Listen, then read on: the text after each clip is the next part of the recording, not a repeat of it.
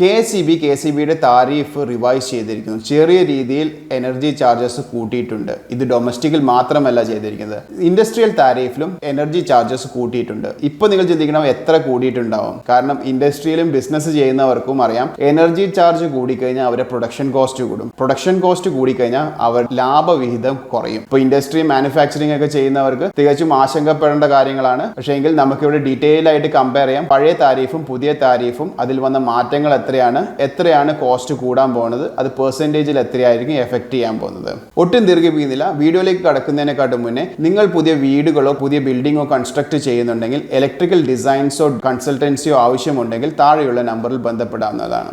Hi, ഞാൻ Amrit Shishir, electrical consultant. Welcome to our channel Shishiram engineering service.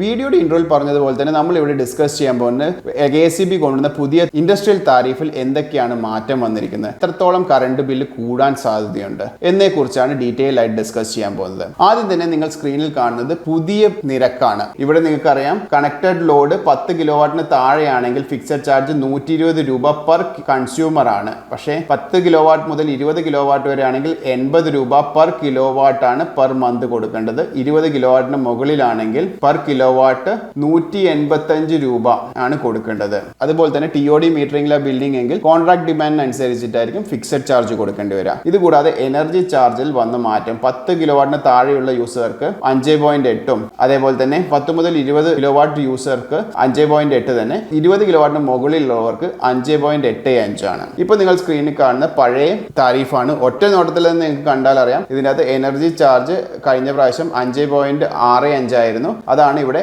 5.8ഉം 5.85ഉം ആയിട്ടുള്ള ചെറിയൊരു മാറ്റം വന്നിട്ടുണ്ട്. അതേപോലെ തന്നെ 20 കിലോവാട്ടിൽ കൂടുതൽ യൂസ് ചെയ്യുന്നവർക്ക് ഫിക്സഡ് ചാർജിലും ഒരു മാറ്റം വന്നിട്ടുണ്ട്. ഇനി നമുക്ക് എന്താണ് മാറ്റം, അതിന്റെ പെർസെൻറ്റേജ് വൈസ് എങ്ങനെയായിരിക്കും അതിന്റെ ചേഞ്ചസ് വരാൻ പോകുന്നത്, ഇതാണ് ഈ സ്ക്രീനിൽ നിങ്ങൾ കാണുന്നത്. ഫിക്സഡ് ചാർജിൽ 10 മുതൽ 20 കിലോവാട്ട് വരെ യൂസ് ചെയ്യുന്നവർക്ക് 80 രൂപയായിട്ടുണ്ട്. 6.67% ഫിക്സഡ് ചാർജിൽ മാറ്റം വന്നിരിക്കുന്നത്. ഇത് വളരെ ചെറിയൊരു പൈസ ആയിരിക്കും. കാരണം 10 മുതൽ 20 കിലോവാട്ട് വരെ യൂസ് ചെയ്യുന്നവർക്ക് 10 രൂപ വെച്ച് ഒരു കിലോവാട്ട് കൂട്ടിയിട്ടുണ്ടെങ്കിൽ ഒരു 200 രൂപ പെർ മന്ത് ഇവിടെ കൂടാൻ സാധ്യതയുണ്ട്. ഇത് കൂടാതെ നമ്മൾ 20 കിലോവാട്ടിന് മുകളിലുള്ള ഒരു യൂസർ ആണെങ്കിൽ 15 രൂപയാണ് പെർ കിലോവാട്ട് കൂടിയിരിക്കുന്നത്. ഫോർ എക്സാമ്പിൾ 50 കിലോവാട്ട് ആണെങ്കിൽ 750 രൂപ വരെ പ്രതിമാസം കൂടാനുള്ള സാധ്യത കാണുന്നു. ഇനി നമുക്ക് എനർജി ചാർജിലേക്ക് നോക്കാം. എനർജി ചാർജിൽ 2.65% ചെറിയ യൂസർക്കും 20 കിലോവാട്ടിന് മുകളിലുള്ള യൂസർക്ക് 1.74% കൂടിയിട്ടുണ്ട്. ഇത് കാണുമ്പോൾ നിങ്ങൾക്ക് വളരെ ചെറിയൊരു ശതമാനമായിട്ട് തോന്നാം. പക്ഷേ എങ്കിൽ ഞാനിവിടെ എക്സ്പ്ലെയിൻ ചെയ്യാൻ ശ്രമിക്കുന്ന ഒരു കാര്യം, ഇപ്പൊ നമ്മൾ കാണുമ്പോൾ 1.7% ഇൻഡസ്ട്രിയിൽ കൂടിയിട്ടുള്ളൂ എന്ന് വിചാരിക്കാം. അങ്ങനെ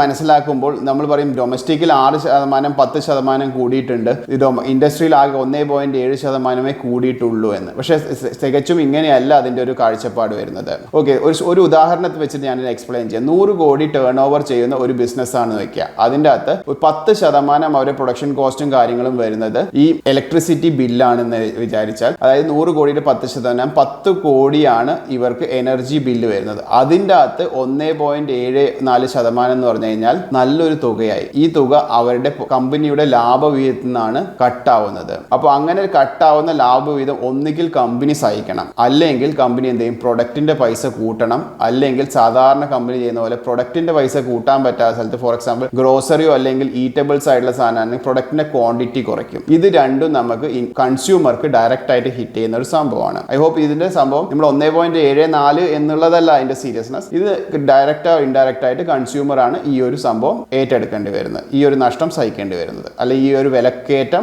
ഡയറക്റ്റ് ആയിട്ട് എഫക്ട് ചെയ്യാൻ പോകുന്നത്. നെക്സ്റ്റ് നമുക്ക് നോക്കാം. HT ഇൻഡസ്ട്രി ആയാലും വലിയ ഇൻഡസ്ട്രി ഒക്കെ ആകുമ്പോൾ HT സപ്ലൈ ആയിരിക്കും. HT സപ്ലൈക്ക് സെപ്പറേറ്റ് താരിഫാണ്. ആ താരിഫിൽ മാറ്റം വന്നിട്ടുണ്ട്. ഫിക്സഡ് ചാർജ് 340 പെർ കോൺട്രാക്ട് ഡിമാൻഡിൽ നിന്ന് 390 ആക്കിയിട്ട് 1 kVAക്ക് 50 രൂപ വെച്ചിട്ടാണ് കൂട്ടിയിരിക്കുന്നത്. അതേപോലെ തന്നെ എനർജി ചാർജ് 5.75 നിന്ന് 6.1 വെച്ചിട്ടാണ് HT കൺസ്യൂമർക്ക് കൂട്ടിയിരിക്കുന്നത്. ഇത് നല്ല രീതിയിലുള്ള ഒരു കൂടുതൽ തന്നെയാണ്. ഹോപ്പ് ഇത്തരം ഇൻക്രീസുകൾ നമുക്ക് കൺസ്യൂമർക്ക് ഡയറക്റ്റ് ആയിട്ട് ഹിറ്റ് ചെയ്യാതിരിക്കട്ടെ എന്ന് നമുക്ക് പ്രതീക്ഷിക്കാം. ഈ പറഞ്ഞ കാര്യങ്ങൾ നിങ്ങൾക്ക് വ്യക്തമായി മനസ്സിലായി എന്ന് വിചാരിക്കുന്നു. എന്തെങ്കിലും സംശയം ഉണ്ടെങ്കിൽ കമന്റ് ബോക്സിൽ ചോദിക്കാവുന്നതാണ്. ഈ വീഡിയോ ഇഷ്ടപ്പെട്ടെങ്കിൽ ലൈക്ക് ചെയ്യുക, കൂടുതൽ ആളുകളിലേക്ക് എത്തിക്കാൻ ഷെയർ ചെയ്യുക. നിങ്ങൾ പുതിയ വീടോ അല്ലെങ്കിൽ മറ്റു ബിൽഡിങ്ങോ കൺസ്ട്രക്ട് ചെയ്യുന്നുണ്ടെങ്കിൽ ഇലക്ട്രിക്കൽ കൺസൾട്ടൻസി, ഡ്രോയിങ്സ്, ഡിസൈൻസ് ആവശ്യമുണ്ടെങ്കിൽ താഴെയുള്ള നമ്പറിൽ ബന്ധപ്പെടാൻ മടിക്കേണ്ട.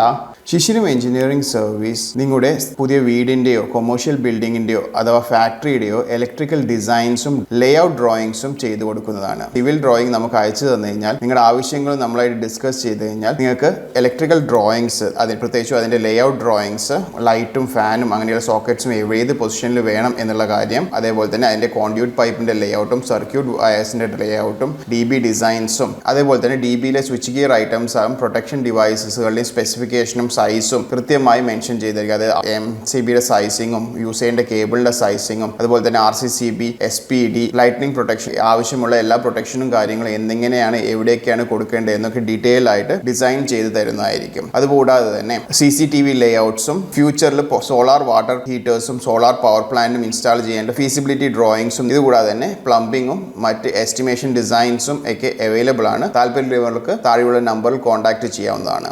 ഇലക്ട്രിസിറ്റിയും ഇലക്ട്രിക്കൽ എക്യുപ്മെന്റിനെയും ഇതിൽ മാറി വരുന്ന ടെക്നോളജിയെ പറ്റി കൂടുതൽ അറിയാൻ ഈ ചാനൽ സബ്സ്ക്രൈബ് ചെയ്യുക. പുതിയ വീഡിയോകൾ അപ്ലോഡ് ചെയ്യുമ്പോൾ നോട്ടിഫിക്കേഷൻ കിട്ടാനായി ഓൾ എന്ന ബട്ടൺ പ്രസ് ചെയ്യുക. പുതിയ വീഡിയോയുമായി വീണ്ടും കാണും വരെ ഗുഡ് ബൈ.